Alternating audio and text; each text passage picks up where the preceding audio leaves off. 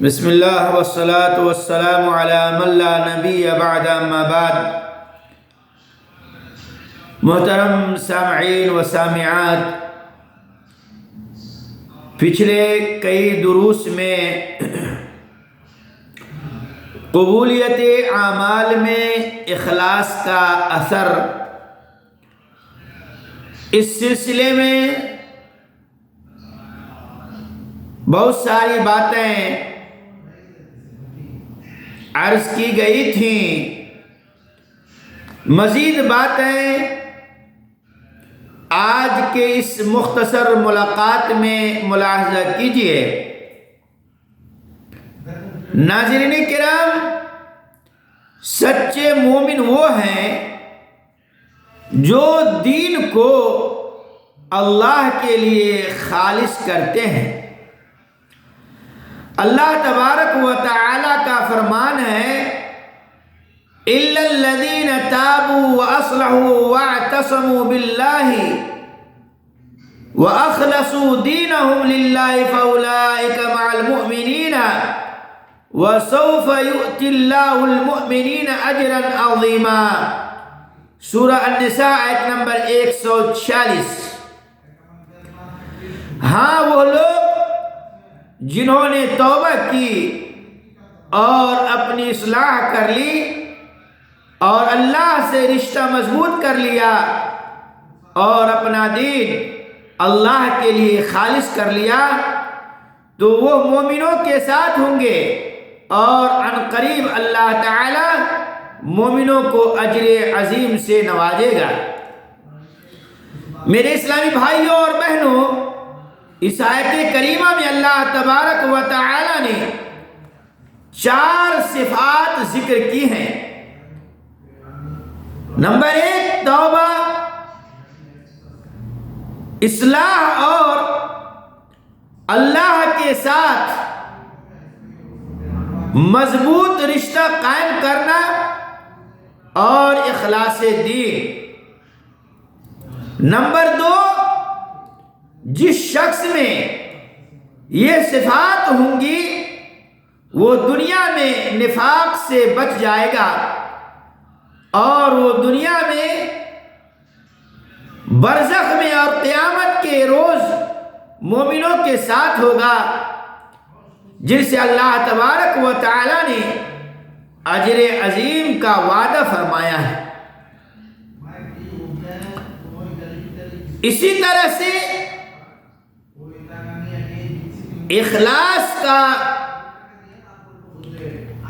تعلق نیت کے ساتھ،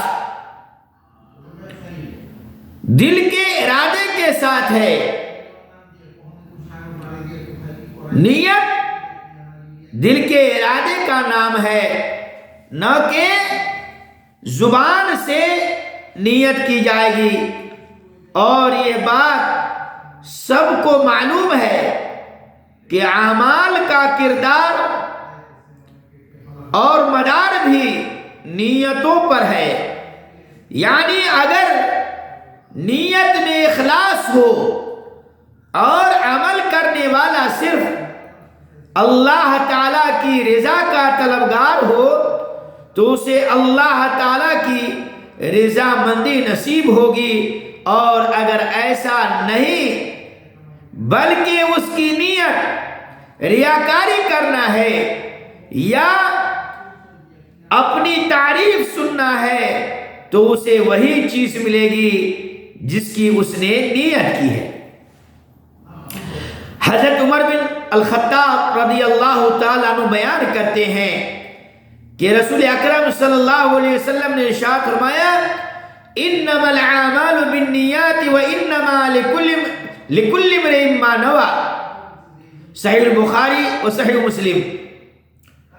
تمام اعمال کا دار و مدار نیتوں پر ہے اور ہر آدمی کے لیے وہی چیز ہے جس کی اس نے نیت کی۔ اسی طرح معن بن یزید رضی اللہ عنہ بیان کرتے ہیں کہ ان کے والد یزید رضی اللہ عنہ نے چند دینار صدقہ کرنے کے لیے نکالے اور مسجد میں ایک آدمی کے پاس رکھ دیے۔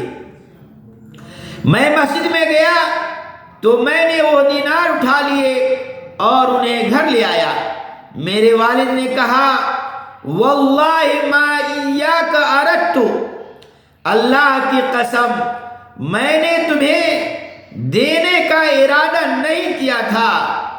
چنانچہ میں انہیں رسول اکرم صلی اللہ علیہ وسلم کے پاس لے آیا تاکہ آپ ہمارے جھگڑے میں فیصلہ فرمائیں۔ تو آپ صلی اللہ علیہ وسلم نے ارشاد فرمایا لک ما نویت یا یزید ولک ما اخذت یا معن، صحیح بخاری 1422۔ اے یزید تمہارے لیے وہ ہے جس کی تم نے نیت کی، اور اے معن تمہارے لیے وہ ہے جو تم نے لے لیا۔ یعنی یزید رضی اللہ عنہ نے صدقہ کرنے کی نیت کی تھی، لہذا ان کی نیت کے مطابق وہ صدقہ ہو گیا، اور معن رضی اللہ عنہ نے صدقہ کے دیناروں کو لے لیا۔ تو رسول اکرم صلی اللہ علیہ وسلم نے ان کا مستحق قرار دیا۔ اس سے ثابت ہوا کہ ہر انسان کو اس کے عمل سے وہی چیز ملتی ہے جس کی وہ نیت کرتا ہے۔ میرے اسلامی بھائیوں اور بہنوں، اخلاص کے ساتھ ایک انسان کے عمل کی قدر بڑھ جاتی ہے۔ چنانچہ اگر ہم جائزہ لیں تو بعض اوقات ایک ہی صف میں ایک ہی امام کے پیچھے نماز پڑھنے والے دو اشخاص کی نمازوں میں زمین و آسمان کا فرق ہوتا ہے۔ جس نمازی کی نماز میں اخلاص ہوتا ہے اور وہ اللہ کے رسول صلی اللہ علیہ وسلم کے طریقے کے مطابق ہوتی ہے، اس نماز کی اللہ رب العالمین کے یہاں بڑی قدر ہوتی ہے۔ جبکہ اسی نمازی کے پہلو میں کھڑے آدمی کو نماز میں اخلاص نہ ہو تو اس کی نماز کی اللہ کے یہاں کوئی قدر نہیں ہوتی۔ اسی طرح باقی اعمال ہیں، اور اخلاص ہی وہی چیز ہے جو انسان کو اس بات پر مجبور کرتی ہے کہ وہ اپنے تمام اعمال کو درست طریقے سے سر انجام دے۔ چنانچہ اخلاص ایک جج کو مجبور کرتا ہے کہ وہ اس وقت تک فیصلہ نہ کرے جب تک کہ کسی کا بغور جائزہ لے کر وہ اس کی گہرائی تک نہ پہنچ جائے۔ اخلاص ایک مدرس کو مجبور کرتا ہے کہ وہ اپنے تدریسی عمل میں بھرپور محنت کرے اور اپنے طلبہ کو ہر بات تمام جزئیات کے ساتھ سمجھائے اور اس کے ساتھ ساتھ ان کی اخلاقی تربیت بھی کرے۔ اخلاص ایک تاجر کو مجبور کرتا ہے کہ وہ صاف ستھرا لین دین کرے، دھوکہ، فراڈ، خیانت اور جھوٹ سے اجتناب کرے۔ میرے اسلامی بھائیوں اور بہنوں، اخلاص ایک کاتب، رائٹر اور مصنف کو مجبور کرتا ہے کہ وہ اپنے ہاتھ اور قلم کے ساتھ حق بات لکھے، حق چیز کو لکھے، اور کسی کو خوش کرنے کی خاطر یا کسی دنیاوی مفاد کے حصول کے خاطر حقائق کو تبدیل نہ کرے۔ جیسا کہ آج کل دیکھا جاتا ہے، بہت سارے کاتب، لکھنے والے بعض مدارس کے متعلق لکھتے ہیں یا بعض کمپنیوں یا اور بھی چیزوں کے متعلق لکھتے ہیں، لیکن اس کی حقیقت کو بیان نہیں کرتے۔ اپنی تحریر میں جو ہے ان کے اندر کیا کمی ہے اور کیا اچھائی ہے اس چیز کو بیان نہیں کرتے ہیں، بلکہ اگر جو آدمی اس طرح کرتے ہیں گویا وہ خیانت کر رہے ہیں اللہ سے ڈرنا چاہیے۔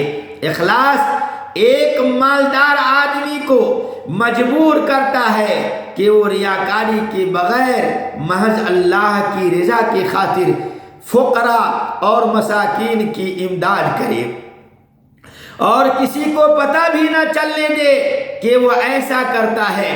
اخلاص ایک ملازم کو مجبور کرتا ہے کہ وہ اپنی ڈیوٹی پوری دیانتداری کے ساتھ سر انجام دے اور پورا ڈیوٹی ٹائم اپنی ذمہ داریوں کی انجام دہی میں صرف کرے۔ اخلاص ایک نوکر کو مجبور کرتا ہے کہ وہ اپنے مالک کی خیر خواہی کرے اور اس کے مال اور اس کی عزت کی حفاظت کرے۔ اخلاص ہر آدمی کو مجبور کرتا ہے کہ وہ ہمیشہ حق کا اور حق والوں کا ساتھ دے، ان کا دفاع کرے اور ظلم و باطل اور مجرموں کا ساتھ نہ دے اور نہ ہی ان کا دفاع کرے۔ الغرض یہ ہے کہ اخلاص ہر شخص کی تربیت کرتا ہے اور ہر انسان کو حقوق اللہ اور حقوق العباد میں اس کی ذمہ داریاں کما حقہ ادا کرنے پر آمادہ کرتا ہے اور کسی قسم کی کمی اور کوتاہی سے باز رکھتا ہے۔ میرے اسلامی بھائیوں اور بہنوں، ان ساری باتوں سے پتہ یہ چلا کہ اخلاص ہر چیز میں ضروری ہے۔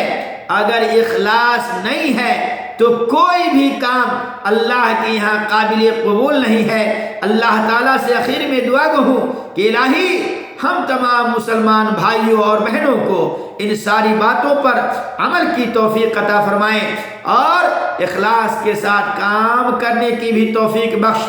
آمین۔ وآخر دعوانا الحمدللہ رب العالمین، والسلام علیکم ورحمۃ اللہ وبرکاتہ۔